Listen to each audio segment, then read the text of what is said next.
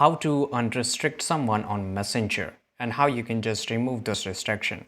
I will show you in this video in just few short tutorial steps, right? So first of all, you have to just open your Messenger, right? And once you open this Messenger, on the top left side corner, you will see the three lines. Just tap on it. Once you tap on it, click on the gear icon. Basically, that's a setting.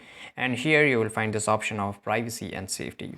Once you find your privacy and safety, you will get this restricted account, right? So here you can see this is whatever account you have restricted, it will show here. By the way, if you want to restrict, just click on the top right. And for example, I just want to restrict this account. I will click on restrict Laura, right? And you can see if I just click on restricted account, you can see this is the account which I have restricted. So if you want to unrestrict, just click on this. And here in the bottom, you'll find this option of unrestrict. So just click on it, and in just few seconds, this account will get unrestricted.